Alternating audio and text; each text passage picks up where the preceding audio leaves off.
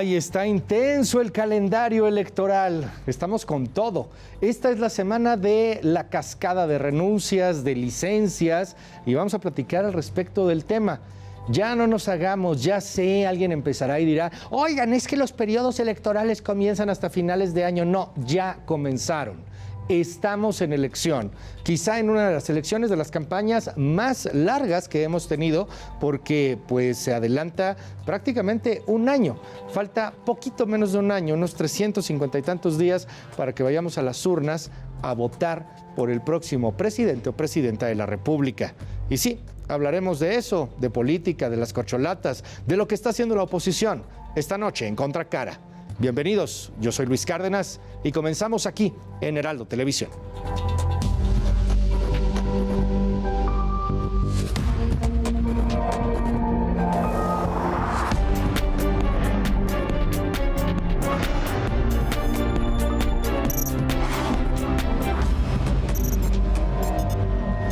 Bienvenidos a Contracara, sígame en las redes sociales @LuisCárdenasMX o estamos también en @HeraldoTelevisión.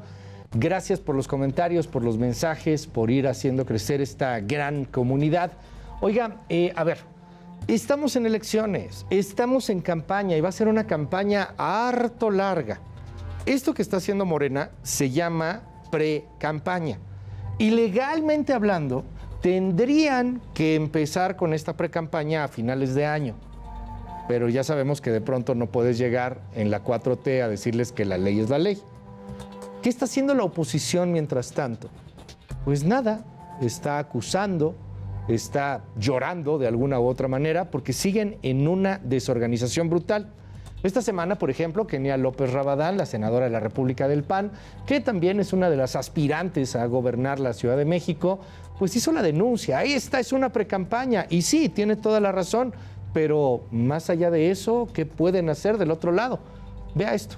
Claramente lo que está haciendo López Obrador y Morena es incitar a violar la ley electoral. Con estas reglas que ha puesto Morena y que en realidad ha puesto López Obrador, porque ya sabemos que es el titiritero de este partido, con estas reglas hacen que todas las corcholatas de Morena violen la ley electoral. Se están adelantando a una precampaña. 5 meses van a estar violando la ley electoral. Pondremos recursos para este nuevo proceso que está arrancando porque claramente violan la ley electoral y desde hoy lo advertimos. No permitiremos que este proceso, por cierto, plagado de vicios, plagado de irresponsabilidades, viole la ley electoral. Pues sí, son 5 meses que se adelantan. Para septiembre, para el 6 de septiembre, ya habrá candidato o candidata. Para el 7 de septiembre, en Morena, en la 4T, empezará la operación cicatriz. Van a lamerse las heridas, van a apapacharse, van a tratar de llegar a algunos acuerdos y para diciembre, pues seguramente ya estarán más que fortalecidos. Mientras tanto, en ese momento la oposición apenas estará hallándose, apenas estará viendo quién va, cómo van, si juntan o no a la sociedad civil, si todavía sigue el PRI, el PAN o el PRD unidos. Sí, tiene razón Kenia, se adelantaron 5 meses, pero son 5 meses que ya les van llevando de ventaja a la oposición. Por otro lado, en Morena, pues en estos momentos empiezan, insisto, con estas rupturas, con estos jaloneos, como la sorpresa que dio la diputada Jade Kolpolemsky, que solicitó licencia a su cargo para participar en la encuesta de las corcholatas, la encuesta que definió Morena el domingo pasado. Así lo dijo en el Congreso. Quiero participar en este trabajo para participar por la encuesta, para lograr el cargo de coordinador de defensa de la transformación. Que quede claro, es defensa de la transformación. Yo soy fundadora de Morena. he luchado y caminado al lado del presidente Andrés Manuel López Obrador por mucho tiempo. Conozco el proyecto, sé lo importante y trascendente que es. Muchos no han entendido la importancia y la trascendencia de este proyecto. Pero este proyecto tiene que seguir avanzando por el bien de México, por el bien de todos. Entonces, por esa razón, porque conozco perfectamente el proyecto, es que estoy decidida a trabajar para salir en estos 2 meses. Pero hay un detallito pequeño, y es que en la misma convocatoria de la Cuarta Transformación de Morena y aliados, de Morena concretamente, se habla solamente de 6 y del partido solo serían 4. A saber, Claudia Sheinbaum, Marcelo Ebrard, Adán Augusto López y Ricardo Monreal.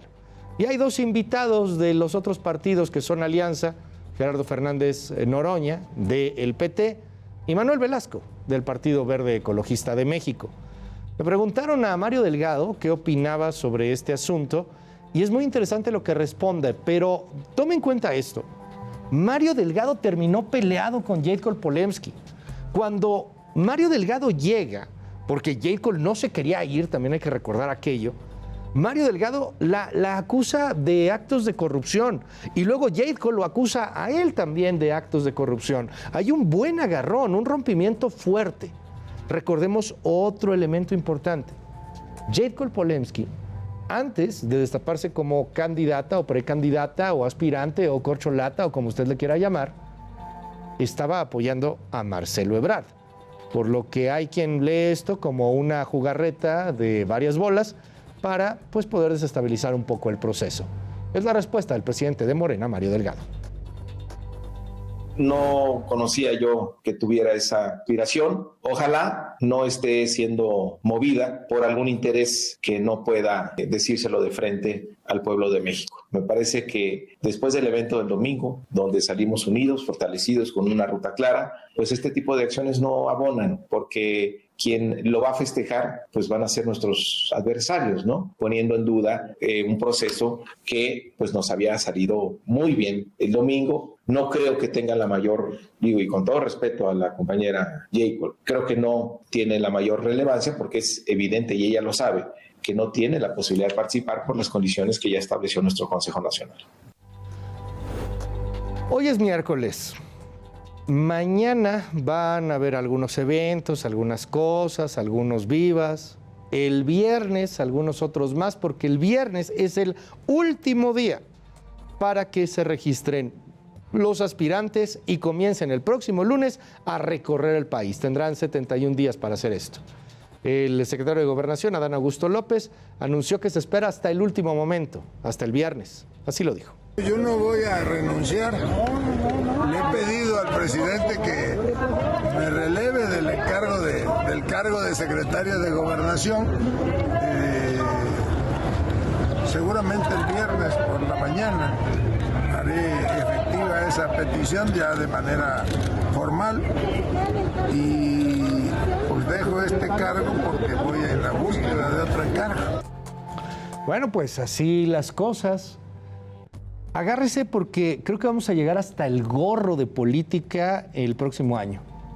Pero es lo que hay, es lo que estará, es la sucesión, son los dimes y diretes, las renuncias anticipadas, los debates, los golpes por debajo de la mesa. Vamos a darle cobertura a todo ello, vamos a analizarlo y a platicarlo aquí en Contracara.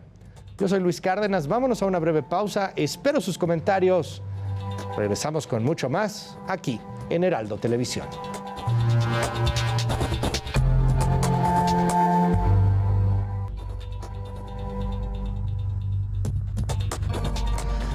Bueno, pues seguimos en Contracara. Gracias por estar con nosotros en esta noche.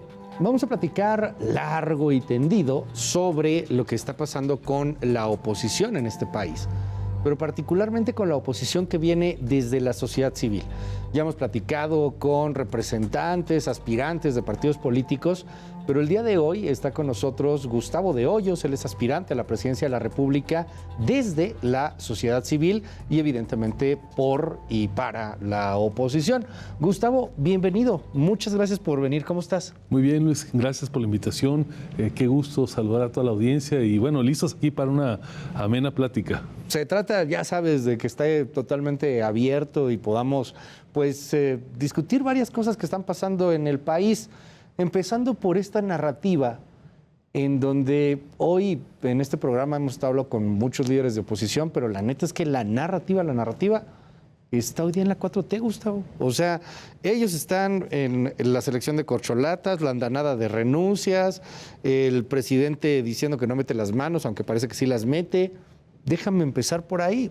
¿Cómo ves lo que está pasando en el país con con el gobierno? ¿Qué se está haciendo? ¿Qué piensan desde la oposición? Bueno, es evidente que el presidente está conduciendo el proceso. Es claro que ha calculado y ha meditado cada paso, casi diría yo, día a día, desde aquí hasta la fecha de la elección. Pero bueno, eso es lo que les toca a la banqueta enfrente. Yo lo que sostengo, Luis, es que a los que estamos en la oposición nos tiene que ocupar ser mucho más asertivos, no estar siguiendo la agenda, ser mucho más proactivos en presentar propuestas claras, sobre todo lograr lo que yo llamo el nuevo acuerdo entre los partidos políticos en la oposición, que hay que decirlo con claridad, todavía no han logrado recuperar la credibilidad entre amplios sectores de la población y lograr ese nuevo acuerdo para que la población abierta se interese en ellos y eventualmente pueda confiarle su voto. Tú eres un tipo bien crítico y bien autocrítico. O sea, eso sí me consta. No eres el cuate que de repente va con números alegres o que de repente anda allí en la festividad. ¿Aceptas que la narrativa está por el otro lado? O sea, que lo que está hablando los medios, la gente, los periódicos, todo el mundo es de las renuncias, las sucesiones que se adelantaron y que sé que es ilegal, pero no sé si vaya a poder aplicarse algo más que un regaño y alguna multa, que se adelantaron y que les llevan una ventaja. A ver, por un lado, creo que la oposición tiene que hacer su tarea haciendo todo lo necesario para que cualquier impugnación, cualquier violación no quede sin ser impugnada. Creo que el INE tiene que apretar mucho más y hacer que todo el sistema electoral se cumpla por todos los candidatos y por todos los partidos. Lo peor que nos puede pasar es que se empiecen a relajar las reglas electorales. Eso es por un lado. Pero lo más importante, lo que tiene que ocupar a la oposición es qué empezamos a hacer para, como tú bien señalas, no ser parte de la narrativa oficial, sino que la oposición vaya planteando sus propias propuestas. Yo creo que hay con qué, hay mucho que poner en la mesa, hay mucho que señalar, hay mucho que criticar, pero me parece que hoy vamos un poco lentos, para decirlo con toda claridad. El INE. Yo defiendo al INE. Yo defiendo al INAI y la marcha y la marea roja y el Zócalo y 50 ciudades o más, no me acuerdo, que estuvieron a reventar, otras no tanto, pero la mayoría sí a reventar, y la protesta y la sociedad civil. Ya se fue Lorenzo Córdoba, ya se fue Ciro Murayama, ya se fueron otros consejeros. Ayer, Gustavo, el INE estaba desayunando con el presidente de la República. Ayer, Gustavo, el presidente de la República dijo: esto que estamos viendo no es una campaña porque no vamos a elegir candidato, aunque todos sabemos que es una precampaña y que van a elegir candidato, pero utilizan, tú eres abogado, la chicanada de cuarta, que es, pues son coordinadores de la transformación. Pero todavía defendemos al INE, o ese INE ya no tanto. Es el INE que se sentó a desayunar tranquilamente, que no dice nada, con una Guadalupe Tadei que cada vez se ve más pegada hacia el gobierno. A ver, ¿qué hacemos con este INE? Yo no me arrepiento de lo que hicimos en noviembre para que no pasara el plan A y de lo que hicimos en febrero para evitar que el plan B transitara sin ser impugnado. Si hoy tuviera, Luis, que volver a organizar a la población en la Ciudad de México y en lugares distintos del país, no dudaría ni un solo momento. Ahora, las instituciones pues no son perfectas, están conformadas por seres humanos. Yo creo que nadie dimos esa pelea por Lorenzo Córdoba o por Ciro Murayama o por personas en particular. Nos puede gustar más el estilo del de antes o la de ahora, o podemos no tener una opinión. Lo cierto es que hay que defender la democracia, hay que defender a la institución electoral. Y esta reunión reciente con el presidente, más allá de algún detalle por ahí que nos pueda gustar o no, yo celebro que empiece a darse. Es más, una vez que acabe este sexenio, tendríamos que normalizar que el presidente se entienda como jefe del Estado, como era antes, y que pueda dialogar con los titulares de los órganos autónomos, desde luego, claro, como el INE, como el INAI, como el Banco de México, pero también que pueda dialogar incluso con la oposición. Yo creo que somos el único país en el mundo que, siendo una democracia, el jefe de Estado, una vez que concluye la elección, no se sienta una sola vez a dialogar con los líderes de los partidos políticos a los que venció en una elección. Creo que es un buen inicio. Insisto, hay cosas que nos pueden gustar o no, los comentamos con todo detalle, pero el gesto del acercamiento yo lo celebro. Es más, me gustaría que fuera mucho más cotidiano y cada vez mucho más público también. ¿No ves un INE que empieza a ser genuflexo? Un INE que no está diciendo nada frente a lo que es evidente como una precampaña, y esto ya lo han hecho otras veces, lo hicieron para gobernadores. Y seamos francos, la neta, si decían algo, no pasaba nada, no va más allá de que los pongan en un catálogo, los regañen, les den alguna multa, pero hoy todavía tenemos INE fortalecido, ¿o es un INE más debilitado? A comparación del INE que salió mucha gente a defender a finales del año pasado. A ver, yo sigo defendiendo la institución. Me parece que siendo perfectible, habiendo cosas que sin duda se tienen que cambiar, bajo ninguna circunstancia pensaría en un modelo donde el gobierno federal o los gobiernos estatales controlasen por sí mismos las elecciones. Habrá que estar, desde luego, vigilantes para que el actual Consejo cumpla con su tarea, que marque los fouls, saque las tarjetas amarillas, las tarjetas rojas. También aquí hay que decirlo, los partidos políticos en la oposición tienen una tarea que hacer para estar marcando cada strike que vaya siendo necesario. El Tribunal Electoral tiene que ser mucho más rápido para resolver las impugnaciones, y las medidas sancionadoras tienen que ser mucho más ejemplares. A ver, yo no quiero parecer aquí, digamos que justifico cosas que a todas luces, como tú lo acabas de decir, son absurdas. Es una flagrante violación a la ley, es un fraude a la ley, digamos, los abogados. Pero aún en esa situación, pienso que tenemos una institución que tenemos que cuidar y que es lo mejor que hoy tenemos en el país para organizar la democracia. Vamos a hablar de este nuevo acuerdo, si me permites. Hablas de un nuevo acuerdo en la oposición. Tú te lanzas a ser aspirante y quieres ser el candidato a la presidencia de la República. Muchos veían que algo así podías llegar a ser. Desde que eras presidente en Coparmex te decían, oye, pues es que tú lo que quieres es gobernar tu estado. Cuéntame, ¿en qué momento se te ocurre lanzarte a ser candidato aspirante a la presidencia? Bueno, empiezo respondiéndote la primera parte que tiene que ver con el nuevo acuerdo. Okay.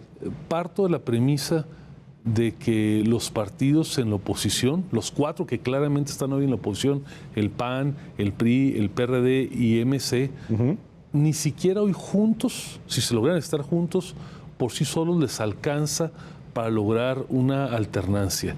Hay muchos agravios de muchos años. Los liderazgos no siempre han estado a la altura de las circunstancias. Los gobiernos que han conformado también le han fallado, muchos de ellos, a la población.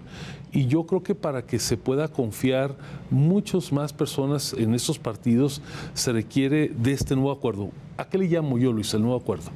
Primero, que se abran realmente a la sociedad. ¿Cómo abrirse a la sociedad? Pues de la manera más importante, abriendo las candidaturas, desde la presidencia de la República, pasando por gubernaturas, senadurías, diputaciones federales, diputaciones locales, alcaldías, regidurías, sindicaturas. Es decir, todo el espectro, desde la posición más encumbrada hasta la última regiduría del ayuntamiento más pequeño del país, tiene que haber espacios reales de participación para los ciudadanos que no militan en los partidos. ¿Cómo sería ese método? Ahorita vamos contigo, entonces, me parece perfecto, hablemos del nuevo acuerdo, pero ¿cómo sería el método, Gustavo? ¿A través de una encuesta, a través de una votación digital, de una votación real, de un dedazo, de una pirinola? ¿Cómo le harían para escoger al bueno o a la buena? A ver, se requieren apertura en candidaturas. Se requiere apertura para que la ciudadanía, y ahí toco un poco tu pregunta, tenga un papel definitorio, no nada más accesorio en estas candidaturas, es decir, cómo se eligen las candidaturas. Y se requiere también que la agenda de estos candidatos sea una agenda que venga de la sociedad civil. La pregunta, claro, que tú haces es la más importante. Oye, ¿y cómo? ¿Y cómo le hacemos? Si no y vas te a- haría otra ahí, perdón. ¿Qué es apertura de las candidaturas? ¿Cómo abrir las candidaturas? O sea, ¿a qué se refiere? Bueno, mi propuesta es muy clara, que el 50% de todas las candidaturas se abran a personas que no vengan de las militancias partidarias. O sea, como una cuota. Como Vamos cuota a- de género, a ver, cuota de raza, que sea cuota de sociedad civil. A ver, afortunadamente en la sociedad civil cabe la mayoría de la población. Las otras cuotas son de minorías. Aquí es de mayorías, porque la mayor parte de la población no milita en ningún partido político. Realmente los militantes son la minoría de la sociedad civil. Entonces, si se quieren abrir en serio, pues hay que abrirse no de manera cosmética. Eso está interesante. O sea, el 50% de las candidaturas a 2024 que sean de sociedad civil. A personas que no tengan una militancia partidaria, para decirlo con toda claridad. ¿Qué pasa? Bueno, ojalá, es que de verdad ya los conocemos, son bien mañosos. O sea, hay algún político que estuvo militando 45,000 años en el PRI y de repente 6 meses antes renuncia y ya dice que es de la sociedad civil.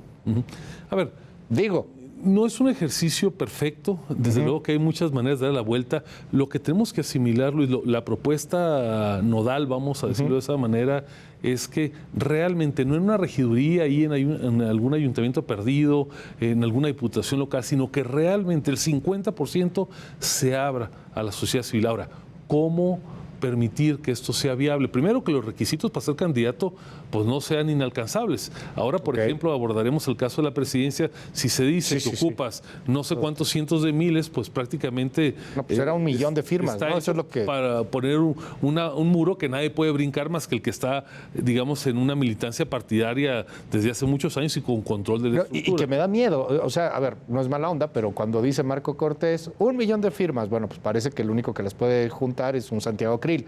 Y luego me da más miedo cuando Alito Moreno dice, pues yo tengo 2 millones.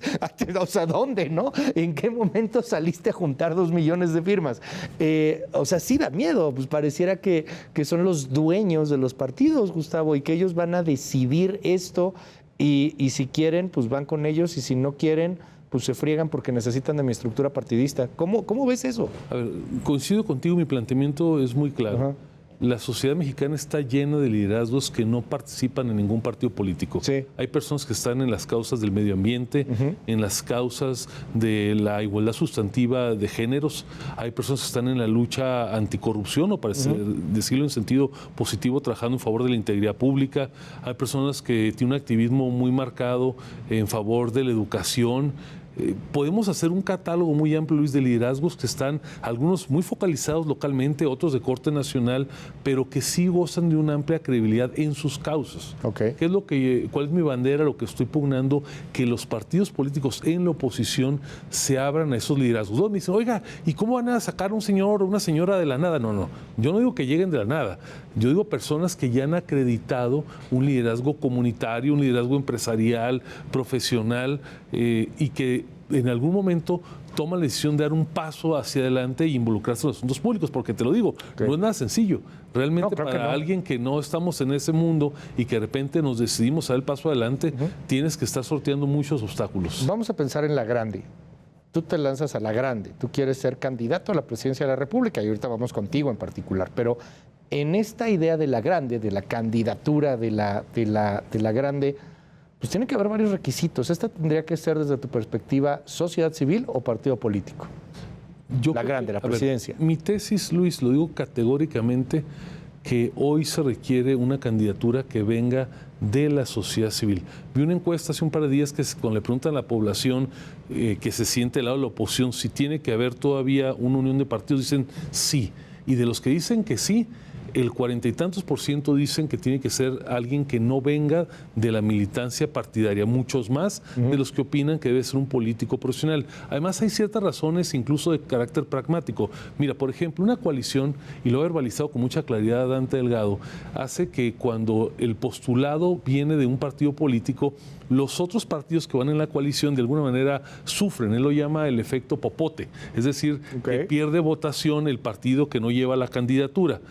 Cuando se logre que la candidatura venga de un perfil extrapartidario, el ciudadano que decida votar por esa coalición, pues no va a tener una preferencia en razón de partido, votará por ese candidato y colocará su voto en el partido, digamos, en el lugar en la boleta que sea más afín ideológicamente o alguna comisión que tenga. Eso por un lado. Y por otro lado, algo muy importante, Luis, si tenemos hoy un gran acuerdo en el sentido de que el siguiente gobierno tiene que ser un gobierno de coalición, qué mejor que la organización de este gobierno, que a fin de cuentas es un pacto para casarse y a los años para divorciarse, lo puede llevar a cabo alguien que no pertenece a estas organizaciones y que pueda ser el mejor garante de este acuerdo transitorio. Dime algo, ¿no hay una manera más tranquila o más, no tranquila, perdóname, más clara para poder repartirse el pastel? Hace poco estuvo aquí Miguel Ángel Mancera. Y Miguel Ángel Mancera nos hacía la comparación del Estado de México. Decía, mira, pues es que al menos en la 4T se repartieron el pastel de manera más o menos equitativa. Dijeron, del total de votos tú te llevas tantos, tú te llevas tantos, nos llevamos tantos. Aquí estamos tan metidos, y lo decía Mancera, estamos tan metidos en la bronca de cuánto va a tocar, cómo le vamos a hacer, que no podemos avanzar ni siquiera en eso. ¿No hay otra manera, legalmente hablando, de poderlo hacer? Pareciera que la 4T lo está haciendo mejor ahí, a ver, con su alianza. Soy un convencido de que el siguiente gobierno sí tiene que ser un gobierno de coalición, porque uno de los grandes desafíos es convocar a la unidad después de un clima, como yo sostengo, que hemos tenido de polarización. Creo que esa idea hay que defenderla. Ahora, ¿tiene complejidades? No hay duda. Pero justamente por esas complejidades, porque hay que reunir al agua y al aceite en torno a una candidatura, es muy importante tener una agenda que sea transitable para unos y para otros, y que los radicalismos, los temas que son muy específicos, queden para otro momento. Ok. Dime algo.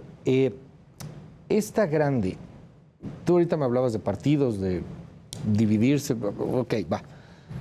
Pero esta grande, esta candidatura, tendría que tener algunos requisitos, y creo que uno de ellos es el de conocimiento, que te pelen, que salgas a la calle y se quieran sacar una foto contigo, así te odien o te amen. Que alguien vaya en la calle y diga, ahí va este, o ahí va aquella, o ubico a no sé quién. Gran parte de las aspiraciones de la oposición, ya no sé si son 16, 17, 18, 15, tienen niveles de conocimiento francamente muy, muy bajos en comparación con la competencia, con lo que está pasando enfrente. No van tarde, Gustavo, muy tarde. Estamos hablando de que hoy falta 350 días, ni siquiera ya un año, como 350 y tantos días para que sea la elección. Y algunos ni los conocen. A ver, es evidente, y no es algo nuevo en el sistema político mexicano, que el campeón, vamos a decirlo en términos deportivos, tiene la mayor oportunidad de que sus perfiles tengan gran visibilidad, particularmente en un sexenio como este, donde se generó un vehículo de comunicación, que es la mañanera, que da una alta exposición a quien el presidente quiere conferírsela. A ver, imposible no reconocer esta situación. Ahora, lo que yo también creo, Luis, es que en el momento que hay claridad sobre las candidaturas, en ese momento instantáneamente, y lo hemos visto en el pasado, crece el nivel de conocimiento de las personas, incluso si no son tan conocidas, porque el mexicano o la mexicana empieza inmediatamente a focalizar que hay la propuesta del señor o señora A y del señor o la señora B. Entonces, creo que no es un tema que no se pueda remontar. Sí es una ventaja hoy por hoy competitiva que tiene el oficialismo, pero me queda muy claro que el campeón es campeón hasta que llegue el retador y le gana. Y yo creo que sí se puede ganar esa elección. Hoy vamos a hablar, en vez de la grande, de la otra, de la que no es tan grande, de las legislativas. Los veo tan clavados en la presidencia que francamente se ve bien cañón que ganen. Nadie está diciendo que van a perder, pero pues hoy por hoy yo no apostaría. Ahí están las encuestas, la que quieras, sí podrán equivocarse, algunos a lo mejor dan más puntos, lo que sea, pero no he visto una sola seria que les dé la posibilidad de un empate, deja tú ya de un triunfo.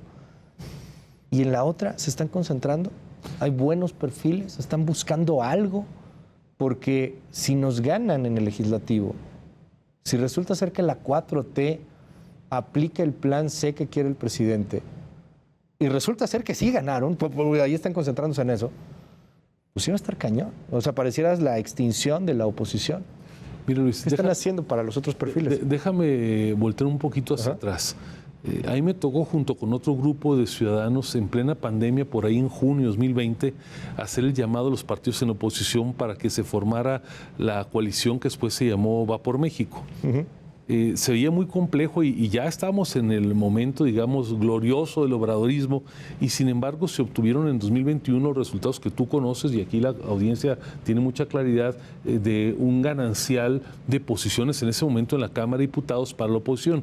De hecho, cuando uno revisa, Luis, los números, la oposición en su conjunto, los 4 partidos, tuvieron en las 300 elecciones de diputados cerca de 2 millones de votos más que el oficialismo. ¿Qué nos falló? Que no logramos incorporar a la coalición a Movimiento Ciudadano. Si esto se hubiera dado, otra sería nuestra realidad. Pero el dato duro, el dato objetivo es que aún en esas circunstancias las oposiciones lograron ser muy competitivas. Ahora, no digo que va a estar fácil, yo lo que digo es que sí se puede tener un buen resultado. Va a tener mucho que ver, y en eso coincido contigo, con que los perfiles desde las gubernaturas, las senadurías y las diputaciones federales, que son las 2 cámaras del Congreso, sean realmente inspiradoras y que jalen a la votación. En 2021 terminaron perdiendo casi todas las gubernaturas, retuvieron algunas. 23 estados, y contamos el Estado de México, gobierna la 4T. Ponle el Verde, San Luis Potosí, pues algunos otros, ¿no? Que no necesariamente es Morena, pero pues, que a final de cuentas son aliados, ¿no? El PES de Cuauhtémoc Blanco, digo, son 4T, 23 estados, Gustavo. Y hay otro tema que en esto, que ya parece un mantra de los opositores, es que en 2021 quedamos. Ok, bueno, no va a ir MC con ustedes en PAN, PRI, PRD. Al menos no se ve en este momento. ¿Los pueden convencer, dado este otro esquema que yo te planteo? Perdieron gubernaturas, van contra 23 gubernaturas, y PAN, PRI y PRD no parece que logren convencer a MC. MC ya dijo que no va con el PRI jamás, por lo que pareciera que vamos a tener para la presidencia 3 candidatos, y para las legislaturas, pues no sé cómo lo vamos a estar moviendo. No sé si ahí ya se valdrá hacer otras cosas. A ver, yo pretendo ser candidato a la presidencia por un bloque opositor de 4 partidos. Todos los días trabajo en ese propósito. Coincido contigo. ¿Qué te dicen? Coincido contigo. No, su planteamiento es que no van a ir en coalición. Yo creo que falta tiempito, pero déjame plantear un análisis de otra perspectiva. Es mucho más lo que nos une que lo que nos divide. Empiezo diciendo que yo no soy miembro de ninguno de los 4. Sí. Pero lo cierto es que tuvo un papel destacado en la conformación de la coalición del PAN, del PRI y del PRD. A ver, no logramos, Luis, hay que decirlo de manera autocrítica, que hubiera una coalición electoral de 4 partidos. Lo que sí se logró es que hubiera un bloque legislativo o una coalición legislativa que prácticamente ha sido de 4, salvo una que otra ley. En los temas sustantivos del país han estado los 4 juntos. Segundo, ha habido una coalición política. ¿A qué me refiero? Que en los grandes temas que no son legislativos, como la revocación de mandato, como el juicio de los expresidentes, en las designaciones de ministros de la Corte, de consejeros electorales, prácticamente han actuado estos 4 partidos de manera unitaria. Y lo más importante, que es algo que poco reflexionamos, Luis, hoy la Suprema Corte de Justicia tiene un papel muy importante, pero esto es producto que se tenga que generar impugnaciones desde la legislatura, desde el Poder Legislativo. En estos casos, MC, sus senadores o a veces sus diputados han concurrido con su firma para presentar impugnaciones. Entonces, a ver, no hay coalición electoral, pero hay una sí de facto. Hay 3 coaliciones. De facto. A ver, lo más importante es los votos que están en el Congreso, las decisiones que se dan para este tipo de asuntos tan relevantes, las impugnaciones ante la Corte. Ahí sí ha habido una coalición. En algunas no ha habido, y no porque rompa MC, porque les rompe el PRI. Caso de la militarización, riesgo de que en algún momento los convenzan de alguna otra cosa. A ver, yo digo que si esto fuera un porcentaje de bateo, se ha logrado tener como un 900 de calificación, porque en casi todo la coalición ha jalado bien. Ahora, pensar que una coalición formada, imagínate, de facto por 4 partidos, no va a tener de repente un resbalón, pues sería pensar en términos ideales políticos. Yo creo que el resultado esencialmente ha sido bueno. Vamos a hablar de ti. Sí. Todos los políticos, creo yo, o la mayor parte de políticos o aspirantes a políticos son optimistas por naturaleza. Creo que la media está entre el que es optimista y es realista. ¿Tú te consideras optimista, realista, pesimista? ¿Cuál es el momento de tu vida en el cual un día te levantas y dices, hoy voy a ser aspirante a la presidencia de la República? ¿En qué momento piensas que puedes llegar a ganar, Gustavo? A ver, me defino como un optimista. Yo me levanto todos los días muy feliz con la vida, dispuesto a dar lo mejor de mí en mi vida personal, en mi vida profesional y ahora en mi vida pública. Me confieso optimista y creo que así me voy a morir, y me parece que incluso los momentos de desafíos hay que afrontarlos siempre con optimista. No un optimista iluso, sino alguien que está decidido a hacer cosas, y normalmente no solamente las que son inerciales, sino incluso cosas que van más allá, hasta fuera de la caja, irreverentes si fuera necesario. Ahora, ¿en qué momento tomo la decisión? A ver, me lo han preguntado y yo lo he interiorizado. A veces es difícil decir, aquí ya me decidí. Lo que te puedo decir es que por 30 años estuve en distintas trincheras, siempre el activismo cívico. Tal vez la parte más conocida de mi trayectoria tiene que ver con el liderazgo empresarial y últimamente con la parte de Sí por México, convocando a la coalición. Si me dijeras, oye, pero dime un momento, Gustavo, en el cual tal vez fue el 26 de febrero, cuando me di cuenta que el llamado de la sociedad civil tenía más potencia que la que podían tener incluso todos los partidos políticos. ¿Cuando juntos. la marcha? La concentración. A ver, yo me pregunté, ¿esto lo podrían haber hecho los 4 liderazgos partidarios juntos? Y dije, no. ¿Qué significa? Que este es el tiempo de la ciudadanía. Y luego me preguntan, oye, ¿y por qué tú? A ver, seguramente podría haber alguien más, pero yo estoy decidido y di un paso adelante porque creo que estoy en la circunstancia, tengo el conocimiento, he trabajado por la democracia y bueno, me niego a pensar que hay que dejar pasar esta situación. Déjame jugar en ese optimismo y en estos ejercicios, ¿no? ¿Qué ves para que llegues a la presidencia de la República? Y no quiero ser así el pesimista de que no manches, nadie te conoce, estás súper bajo en las encuestas, los partidos políticos como que no quieren ser, vamos al optimismo. ¿Qué ves? ¿Qué tendría que pasar en estos momentos para que de aquí a un año yo esté entrevistando a Gustavo de Hoyos, presidente electo de la República Mexicana? Va a pasar. Lo primero que se tiene que lograr es que en el proceso de definición de la candidatura de la oposición se reconozca que un ciudadano que no viene de los partidos debe de participar, debe pasar a la siguiente ronda, vamos a decirlo en términos deportivos. Yo estoy convencido que a partir de ese momento las posibilidades de que haya una candidatura que venga de la sociedad civil van a crecer de manera exponencial, y estoy convencido porque tengo una ruta claramente definida de que esa va a ser la mejor candidatura para la oposición. Ahora, el día que se dé esa candidatura, claro, en las encuestas va a estar todavía arriba en el arranque, no hay ninguna duda de ello, el candidato o candidata del oficialismo, pero también me queda muy claro, Luis, que amplios sectores de la población, y hay algo ahí que yo no niego el valor de las encuestas, pero también escucho lo que no está en las encuestas. Yo creo que una propuesta que sea renovada, inspiradora, una candidatura que no venga de los gobiernos, cualquiera que esto sea, puede lograr emocionar a la población. ¿Tú eres inspirador, Gustavo? ¿Tú emocionas a la gente?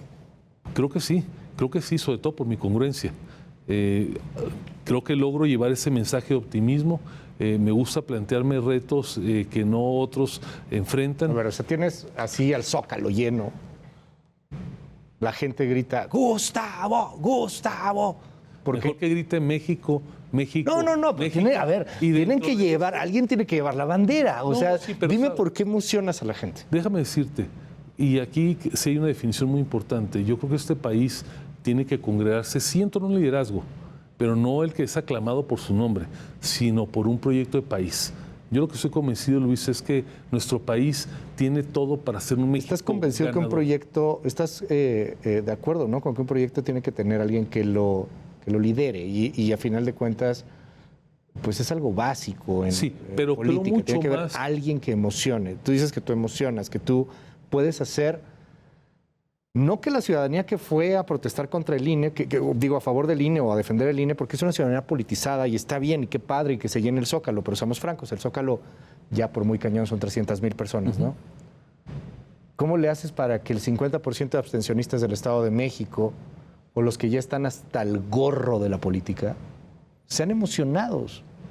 ¿Cómo mueves a esa masa, a la que no está politizada, a la que quiere verte y decir, yo me quiero emocionar contigo? Porque la ciudadanía en lo general quiere que alguien que no venga del mundo de la política se anime. Uno de nosotros, lo digo yo, y no una trayectoria que haya sido crecida artificialmente dentro de los partidos políticos. Yo creo que si Luis Cárdenas o Gustavo de Hoyos ve que uno de nosotros puede representarlo, no de una manera ilusa, sino con una visión muy clara del país, ahí sí puede generarse este ánimo social. Déjame preguntarte, ¿por qué quieres ser presidente de México? Porque al final, aunque sea por coalición y por acuerdos y por lo que tú quieras, pues vas a tener que tomar ciertas decisiones. ¿Por qué quieres ser presidente? Estoy profundamente comprometido con mi país y estoy convencido que tengo una gran claridad de lo que podemos lograr con un liderazgo que sea visionario, que sea inspirador y que trabaje realmente como un jefe de Estado, no como un jefe solamente de un partido o como una visión sectaria. Yo lo que creo es que este país, Luis, ya le toca que le vaya bien. Ya debemos de dejar la mediocridad. Ya es el momento de que nos atrevamos a plantear soluciones distintas para que realmente cambie este país. Y lo que veo es que han ido y venido gobiernos de distintos partidos, siempre siguiendo un desarrollo más o menos inercial, a veces un poco más rápido, un poco más lentos, pero vaya, este país tiene todo para que le vaya bien, no a los de siempre, sino a los de siempre y a los que nunca les ha ido bien también. ¿Qué harías en seguridad, Gustavo? Es un país al que López Obrador entrega, en este ejercicio de imaginación, de hipótesis, pues diríamos, al que López Obrador te entregaría, más fregado que el que recibió Peña Nieto, con más muertos por acumulación, aunque la 4T argumenta que ha bajado el porcentaje, los números siempre se pueden manipular de muchas maneras. Es un país con más muertos, es un país con más violencia, es un país con más masacres, es un país con más cárteles, es un país con más armas, es un país con más drogas. ¿Qué harías en seguridad? Bueno, empiezo coincidiendo contigo. Mira, a mí me tocó protestar contra la inseguridad en el periodo del presidente Peña. Varias veces salí a la calle con empresarios y empresarias a decir, ya estuvo por la falta de resultados. Nunca pensamos de que podíamos estar peor de como estábamos en 2016, en 17 y en 18. Infortunadamente, vemos que esta receta de permisividad, para decirlo claramente, de indolencia, que después le llamaron la religión de los abrazos, no solamente no dio resultados, sino que generó un ambiente mucho más grave. Yo la seguridad, Luis, la planteo en 3 niveles. Primero, la seguridad cotidiana. No creo en el militarismo. Me parece que tenemos que fortalecer en serio a las policías de proximidad, a las municipales y a las estatales con capacitación, con equipamiento y con un plan de largo aliento de crecimiento de las policías. Sí se puede tener policías de primer mundo en México, sí hay los recursos, pero no se les ha dado la prioridad acorde a la gravedad del problema que tiene el país. O sea, habría que volver a hacer otra policía, una policía civil, una policía federal.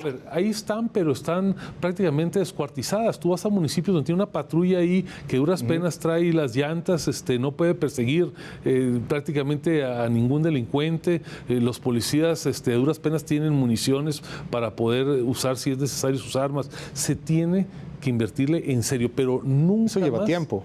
Lleva tiempo, desde luego, pero hay que empezar cuanto antes. ¿No meterías a los militares de nuevo a los cuarteles? Sin dudas. Luego, al llegar. A ver, yo creo que los militares y los marinos, que tienen todo mi reconocimiento, no deben de seguir siendo el eje, la piedra angular de la estrategia de seguridad. A mí me parece que ha sido un craso error del presidente y de su gobierno haberle apostado únicamente a la fuerza castrense para poder enfrentar la inseguridad. Creo que es mucho más el retroceso que hemos tenido que los avances. Sí creo que en operaciones particulares, cuando hay un desafío de un gran grupo delincuencial, en una operación específica se requiere convocar a militares o a marinos, pero bajo ninguna circunstancia estoy de acuerdo con que esa sea la panacea o la receta que se pretenda para todo el país. No desaparecería obviamente la Guardia Nacional, no voy a empezar como empezó el presidente de querer eliminar lo que recibes, pero sí hay que darle una nueva mística para combatir en serio. Ahora han dicho que no les interesan mucho los grandes capos. A mí sí me interesaría llevar a cada uno de los grandes capos ante la justicia. ¿No te gustaría ser el Bukele mexicano? No, a ver, hace unos días publiqué un artículo donde critico severamente los excesos del presidente de El Salvador, especialmente las últimas iniciativas iniciativas que son en contra del federalismo, que son en contra del Congreso. Creo que hay personas... Peleado contra la Corte, Bukele.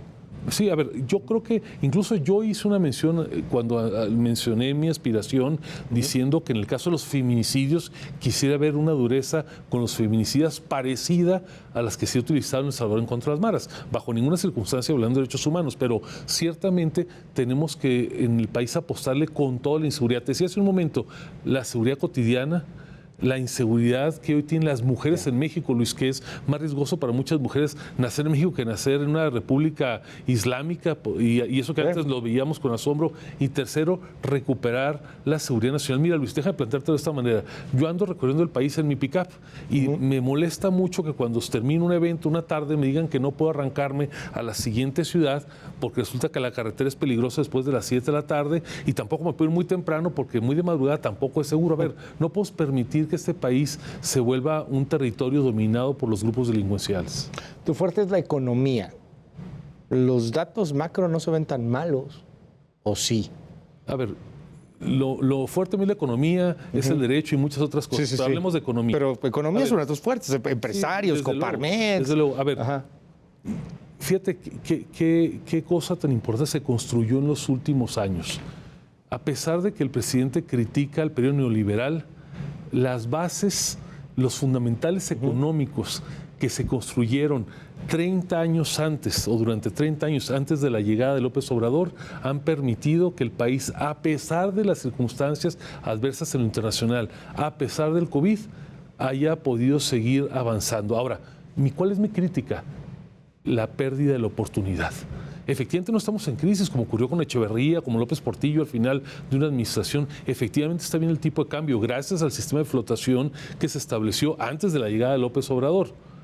Pero ¿qué no podríamos estar teniendo si tuviéramos un presidente que estuviera enfocado 100% al desarrollo económico como el mejor vehículo para generar bienestar? Mira, yo reconozco al presidente que vaya los fines de semana de repente a comunidades apartadas, qué bueno, y lo haría, pero también dedicaría fines de semana para ir a traer más inversión a Nueva York, a Zúrich, a Tokio. Un presidente puede ser el principal promotor del país para que este momento que tiene México, este momento tan importante de la relocalización de las empresas por todo el tema geopolítico, geoestratégico. A ver, esa ventana, Luis, le va a durar al país 5, 7, 10 años. Si no la aprovechamos, esta oportunidad para que los chavos que están en la universidad encuentren mejores trabajos se nos va a esfumar entre las manos.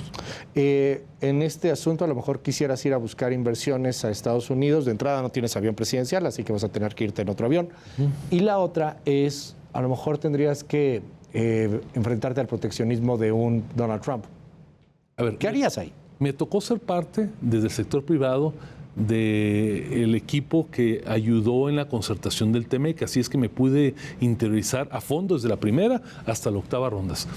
Lo que yo sostengo, Luis, es que tenemos que dar el paso a la tercera ola, que es a la integración plena de Norteamérica. Fíjate lo que estoy diciendo. Hace 30 y tantos años, en el 88, que México se subió a las negociaciones para lograr el TLC, era más difícil construir lo que se hizo entonces que hoy transitar a una integración plena Norteamérica. ¿Qué propongo yo? Mantener el acuerdo comercial con algunas mejoras. Hacer un acuerdo de inversión para darle trato nacional en todas las industrias y todos los sectores a norteamericanos y a canadienses, un acuerdo en materia de seguridad para que tengamos plena coordinación arriba de la mesa con las agencias de seguridad de los Estados Unidos y de Canadá, para que tengamos, como pasa en Europa, una seguridad hemisférica o cuando menos de Norteamérica, y de la mano con eso un acuerdo migratorio. He visto también en la frontera.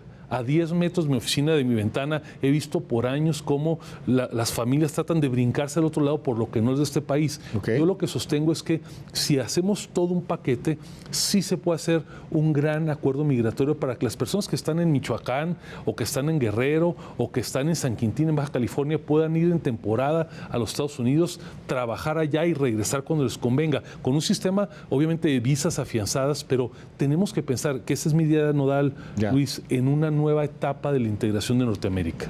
Déjame cerrar con este ejercicio. Nos queda ya muy poco tiempo, Gustavo. 30 segundos para cada pregunta. Va. Te digo y 30 segundos, lo estamos contando aquí, respondes. Legalización de las drogas. No es una prioridad hoy para México. No lo harías en tu gobierno.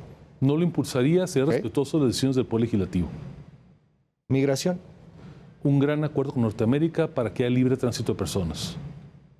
¿Qué hacemos con la inteligencia artificial? ¿La regulamos, la permitimos, la impulsamos, la cerramos? Impulsar con todo el conocimiento humano y desde luego la inteligencia artificial. ¿El aborto? Respetar lo que decide el Congreso.